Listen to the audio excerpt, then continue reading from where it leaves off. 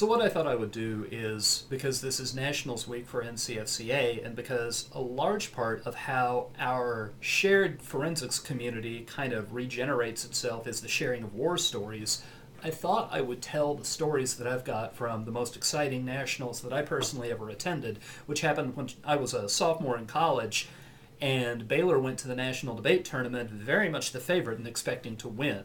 Now, I'm not going to tell all the background, all the history, and so forth. I'll drop bits of that in as there's occasion for it. But I will say that back then, a university could only qualify two teams for nationals, and Baylor had qualified two teams, and our top team, and their names were Danny and Marty, they, the previous year, had been in the final round of the national debate tournament. They had come in second. And it was a little bit of an upset. They'd been on a hot streak in the spring semester the previous year, but still it surprised a lot of people when they got all the way to the finals, and the team that they debated in the finals graduated out.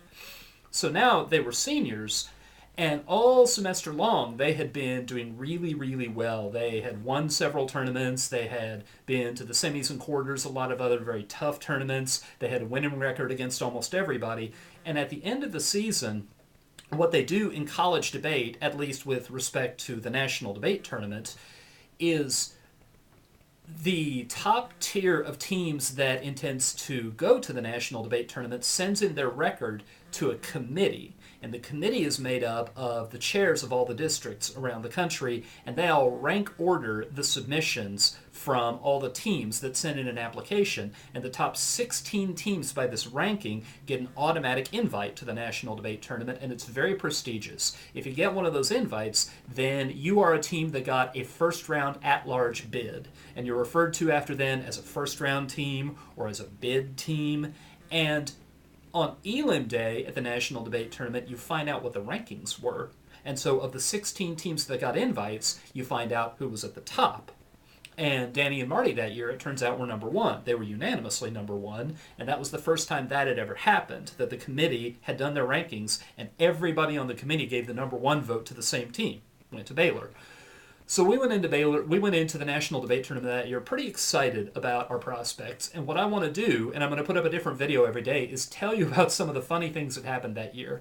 Way back then, it wasn't that common, not unheard of, but not that common for colleges to bring along debaters who were not actually entered in the tournament to serve as research assistants and to put together strategies on new arguments that came out in the middle of the tournament. Our top two teams were both older than I was. I was only a sophomore, but I'd been working very hard, and I had done a pretty solid job on a number of research assignments, and so they told me right at the beginning of the spring semester that year that they planned to take me along to nationals, partly because I'd shown how useful I was, and partly as a reward for all the hard work I'd done, and this was a very exciting prospect.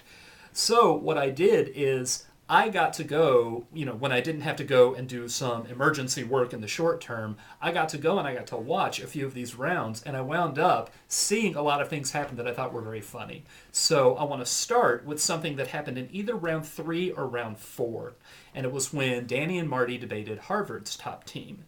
Harvard they'd had a good year that year when the rankings came out and everybody found out, what was the order for the top 16. If I remember right, I think Harvard was number 4.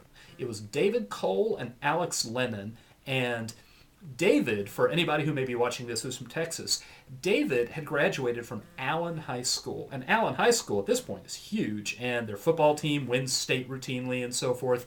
Back then it was small. Back then, Allen High School was a 4A school. He graduated in 1985. And he and I were actually in the same lab at debate camp one year, so I knew him reasonably well.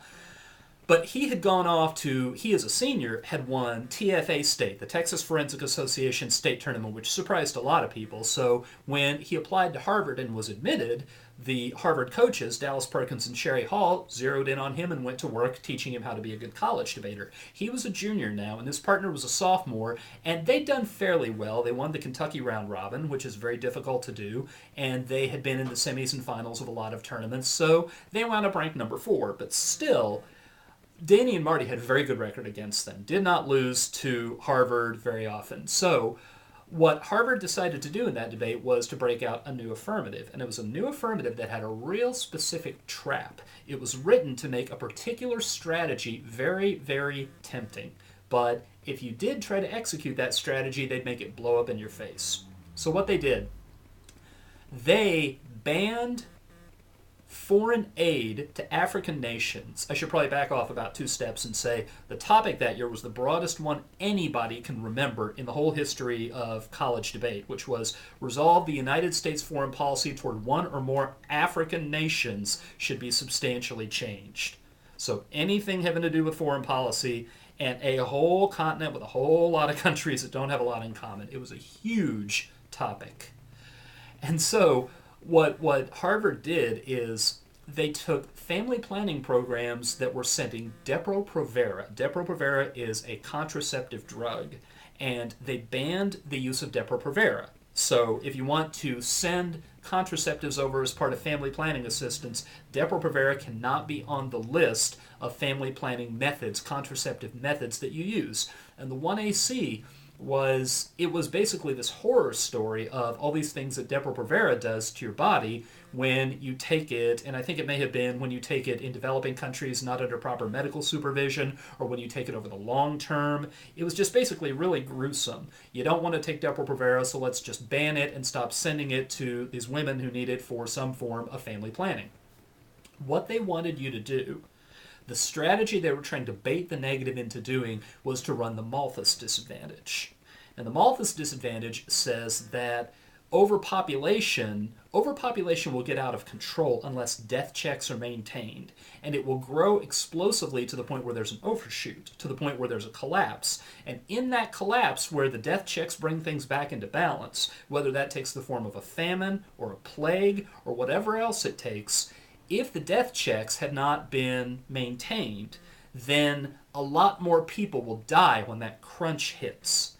And so Harvard was really, really hoping that our strategy against them banning a form of family planning, especially a form of family planning that caused all that suffering, would be to run Malthus. And as a matter of fact, in the very same round, their B team was also affirmative. And their B team had been ranked in the top 16, but fairly low. I want to say 15th or 16th. And their B team was debating Northwestern. And Northwestern had been ranked number 2, right behind Danny and Marty. And their B team actually won because Northwestern took the bait and ran Malthus. And Harvard executed their trick, which I'm going to tell you about in a minute. Baylor did not. And it really wasn't because we were mind readers and we knew that Malthus was going to be the wrong choice, although we were a little suspicious. I mean, something that's asking for Malthus that much, and it's been run as a new affirmative at nationals, they have something up their sleeve. But really it was because at the beginning of the year, we never got it together to write a Malthus disadvantage that we had any confidence in. We thought our Malthus disadvantage was fairly bad. So, and this is a theme that's going to turn up in a lot of these debates. This year was the year when there was kind of a tipping point when it came to politics disadvantages, and in a lot of political science literature, finally, scholars were writing the internal link cards that made those arguments viable. And so, Marty, who's the 2N, going into nationals, he was looking for opportunities to get into a politics debate just about any opportunity.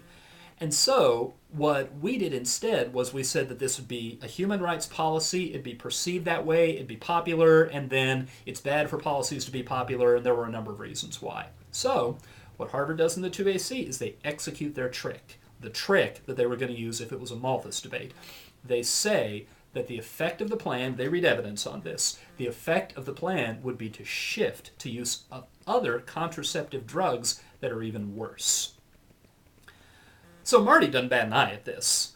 He just says in the 2NC, he talks about how it's the initial passage and it's the response to the health concerns, how this is the kind of thing that's going to be played in the short term as a human rights policy, and that his internal link and impact, I think it was anti-satellite weapons, that it would, before the shift could happen to these other kinds of contraceptives and their own horror stories show up, the damage would be done. You can't go back and undo it after the political decisions have been made to deploy ASATs.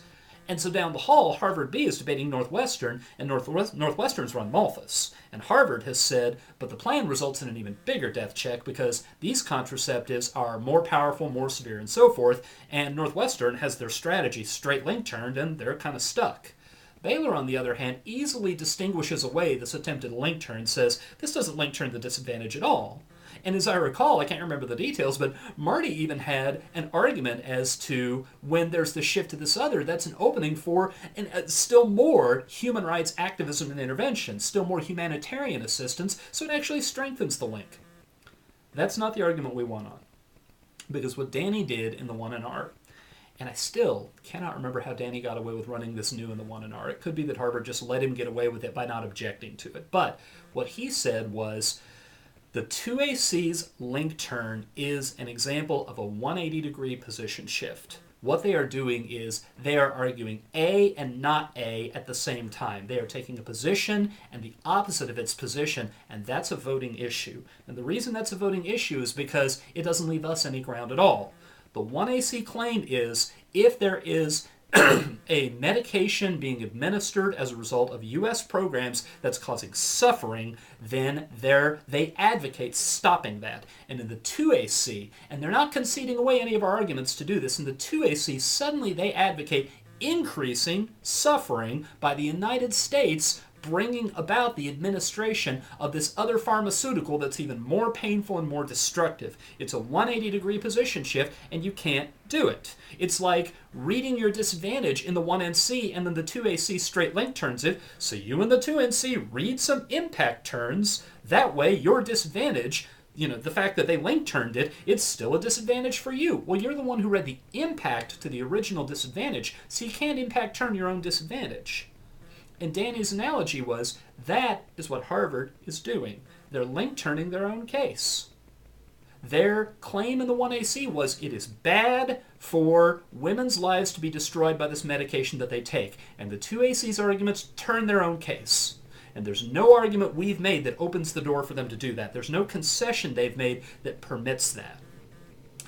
And I remember, I don't remember very much about David's 1AR, and I remember that Marty, surprisingly, went for the position shift argument in the 2NR, because very often Danny would try to go for topicality or go for theory arguments, and Marty wanted to debate on the substance. He would very rarely include those in the 2NR, but he could tell this was going over well.